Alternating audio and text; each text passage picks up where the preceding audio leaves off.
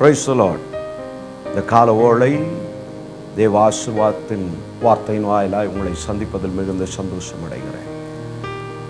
அவரை நான் வாழ்த்துகிறேன்.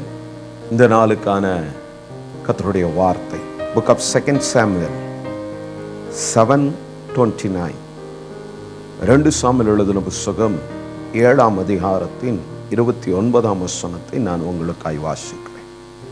இப்பொழுதும் உமது அடியானின் வீடு என்றைக்கும் உமக்கு முன்பாய் இருக்கும்படி அதை ஆசீர்வதித்தருளும்.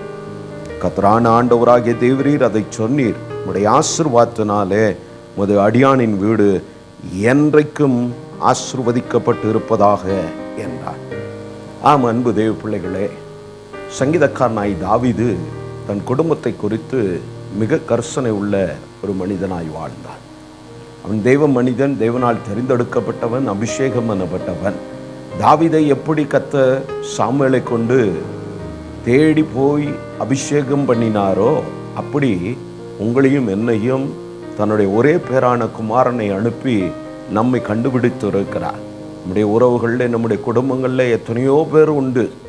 நம்மை விட பலம் உள்ளவர்கள், ஞானம் உள்ளவர்கள், படித்தவர்கள் ஏராளமான பேர் இருந்தாலும் அவருடைய சகோதரர்களை எல்லாம் புறக்கணித்தது போல, தாவீதை தெரிந்தெடுத்தது போல கர்த்தர் உங்களையும் என்னையும் தெரிந்தெடுத்திருப்பதனுடைய நோக்கம், நாம் நம்முடைய சந்ததிகளுக்காக, நம் பின்வரும் பிள்ளைகளுக்காக கர்த்தருடைய வருகை தாமதிக்கிற இந்த காலங்களில் தாவீதை போல குடும்பத்திற்காக ஜெபிக்கிறவர்களாய் நாம் இருக்க வேண்டும்.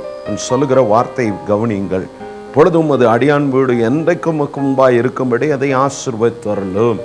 மனிதனுடைய சராசரி வாழ்க்கை குறித்து நாம் சங்கீதம் 90 நாம் வாசிக்க முடியும். 70, 80 மனிதனுடைய ஓட்டம் முடிந்து போகும்.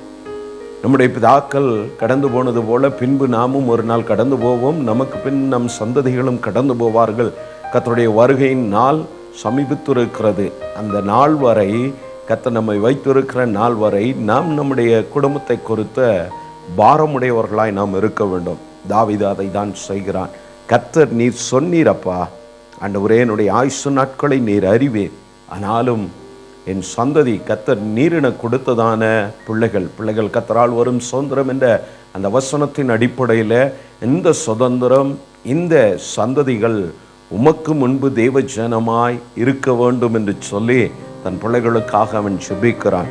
அடுத்தது சொல்லுகிறான், உம்முடைய ஆசீர்வாதத்தினாலே உமது அடியானின் வீடு ஃபார் எவர், என்றைக்கும், கர்த்தருடைய நாள் வரை, அவர் சன்னிதானத்திலே அவனுடைய சந்ததி சேருகிற வரை உங்களுடைய சந்ததி தேவ சன்னிதானத்துக்கு நேராய் நடத்தப்பட வேண்டும். இது கர்த்தர் விரும்புகிற காரியம். ஏன்னா உங்களை தெரிந்தெடுத்து இருக்கிறார். அதனால தான் இந்த வார்த்தையை கர்த்தர் இந்த நாளில் கொடுத்தார். இந்த வார்த்தையின் அடிப்படையில் இந்த நாளில் உங்கள் பிள்ளைகளுக்காக பாரப்படுகிறவர்களாக இருங்க. உங்கள் பிள்ளைகளுக்காக ஜெபிக்கிறவர்களாக இருங்க. கர்த்தரிடத்தில் போராடுங்க. கர்த்தரிடத்தில் கேளுங்க. கர்த்தர் கொடுத்த வாக்குத்தத்தங்களை சொல்லி, ஆண்டவரே, என் சந்ததி இப்படி இருக்கும், உன் பிள்ளைகள் இப்படி ஆசீர்வதிக்கப்படுவார்கள் என்று சொல்லி நான் ஜெபித்த போது எனக்கு வாக்கு கொடுத்திர, அவ்வார்த்தையின்படி என் பிள்ளைகளை ஆசீர்வதியும் என்று சொல்லி நாம் ஜெபிப்போமானா கர்த்தர் ஜெபத்தை கேட்கிற தெய்வமாக இருக்கிறார். அவர்களை கிறிஸ்துவின் பாதையிலே நடத்துங்க. இந்த உலகத்தில் காண்கின்ற கிறிஸ்தவனாய் அல்ல, கிறிஸ்துவை பின்பற்றுகிறவர்களாய் நாம் நம் பிள்ளைகளை நடத்த வேண்டும். நம்முடைய சபை ஜனங்களை நாம் நடத்த வேண்டும். அன்பு தெய்வ ஊழியர்களே, தெய்வ ஜனமே, எல்லாரிடத்திலும் நான் தாழ்மையாய் கேட்டுக்கொள்கிற, கிறிஸ்தவனாய் அல்ல, கிறிஸ்துவை பின்பற்றுகிறவர்களாய் நாம் வாழ வேண்டும். சாது சுந்தர் சிங் இப்படியாய் சொல்லுவார். அவருடைய ஊழியத்தின் அனுபவத்தில் அவர் கற்றுக்கொண்ட காரியங்களில் அநேக காரியங்கள் உண்டு. அதில் எனக்கு மிக பிடித்தமான காரியம், கிறிஸ்துவுக்காக மரிப்பது அது சாதாரண காரியம். ஆனால் கிறிஸ்துவை போல் வாழ்வது தினம் தினம் நம்முடைய வாழ்க்கையில் அது கடினமானது. மரிப்பது சாதாரண விஷயம், ஆனால் கிறிஸ்துவை போல் வாழ்வது சவாலான காரியம். ஆதலால் இந்த கிறிஸ்துவுக்காய் வாழ்கிற வாழ்க்கை தான் இந்த வேதம் நமக்கு கற்றுக் கொடுக்கிறது. இந்த பக்தன் தாவீது நமக்கு கற்றுக் கொடுக்கிறார். நான் மாத்திரமல்ல, யோசுவா சொன்னது போல நானும் என் வீட்டாருமோ என்றால், யார் எப்படியோ போகட்டும், நீங்களும் உங்கள் பிள்ளைகளும் உங்கள் குடும்பமும் கர்த்தரை சேவிக்கிறவர்களாக இருக்க வேண்டும். இந்த நாளில் கர்த்தர் இந்த வார்த்தையின்படி உங்களை ஆசீர்வதிப்பார். கண்களை மூடி நாம் ஜெபிப்போம். நல்ல பிதாவே, இந்த வேளைக்காய் ஸ்தோத்திரம். ஆசீர்வதிக்கப்பட்டதான ஆண்டவரே இந்த கால வேளை நாங்கள் ஜெபிக்கிறோம் ஆண்டவரே. தெய்வமே, இந்த வசனத்திற்காய் ஸ்தோத்திரம் ஆண்டவரே. 2 சாமுவேல் 7:29 நன்றி செலுத்துகிறோம். தாவீது தன் பிள்ளைகளுக்காய் தன் சந்ததிக்காய் என்றைக்கும் உமக்கு முன்பா இந்த சந்ததி கிறிஸ்தவ வாழ்க்கை வாழ வேண்டும், கர்த்தருடைய ஜனமா இருக்க வேண்டும் என்று சொல்லி அந்த பக்தன் பாரம் கொண்டு ஜெபித்தது போல இந்த கால வேளை இந்த வார்த்தை எங்களுக்கு கொடுத்து நாங்களும் எங்கள் சந்ததிகளுக்கும் பிள்ளைகளுக்கும் சபைக்கும் ஆண்டவரை ஜெபிக்கிறோம் ஆண்டவரே. இந்த வார்த்தையின்படி இவர்கள் என்றென்றைக்கும் உமக்கு முன்பாய் தேவ ஜனமாய் வாழ கர்த்தர் கிருபை செய்ய அப்படி ஜெபிக்கிற பாரத்தை தருவீராக.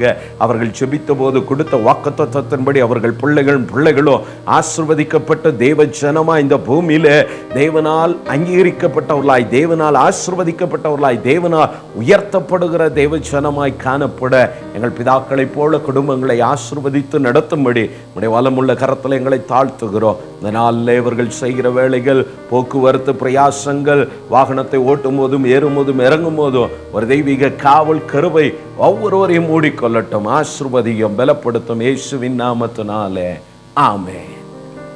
கர்த்தர் உங்களோடு இருப்பாராக. கர்த்தர் உங்களை ஆசீர்வதிப்பாராக. தொடர்ந்து நாங்கள் உங்களுக்காய் ஜெபிக்கிறோம். உங்களுக்கான ஜெப விண்ணப்பங்கள் இருக்குமானா எங்களுடைய வாட்ஸ்அப் நம்பருக்கு உங்களுடைய ஜெப விண்ணப்பங்களை அனுப்புவீர்களானால் நாங்கள் சபையாய் ஜெபிக்க ஆயத்தமாக இருக்கிறோம். கர்த்தர் உங்களை ஆசீர்வதிக்கட்டும். தேங்க்யூ.